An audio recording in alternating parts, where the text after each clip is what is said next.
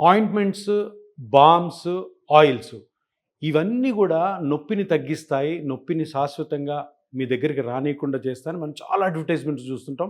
ప్రతి ఒక్కరు గూడాను ఇవి అప్లై చేసుకోవడం, ఇవి రాసుకోవడం చాలా ఈజీ కాబట్టి అందరూ గూడా నొప్పిని ఈ బామ్స్, ఆయింట్మెంట్స్, ఆయిల్స్‌తో తగ్గించుకోవాలనుకోవడము మన ప్రపంచంలో మొత్తం జరుగుతానుంది. కానీ దీంట్లో ఉన్న ఒక సీక్రెట్ ఏంటంటే ఈ ఆయింట్మెంట్లు గానీ, బాములు గానీ, ఆయిల్స్ కానీ అవి మీరు స్కిన్ మీద అప్లై చేయడం ద్వారా టెంపరరీ రిలీఫ్ వస్తే రావచ్చు, లేకపోతే లేకపోవచ్చు. కానీ దీనివల్ల జరిగే నష్టం ఏంటంటే మీకు మీ బాడీలో ఏదైతే డ్యామేజ్ అవ్వడం వల్ల నొప్పి వస్తున్నది మీరు కనుక్కోలేరు. అది దాది టెంపరరీ ఉపశమనం కలిగించినందువల్ల ఏమవుతుంది అంటే లోపల డ్యామేజ్ ఎక్కువ అవుతూ ఉంటుంది.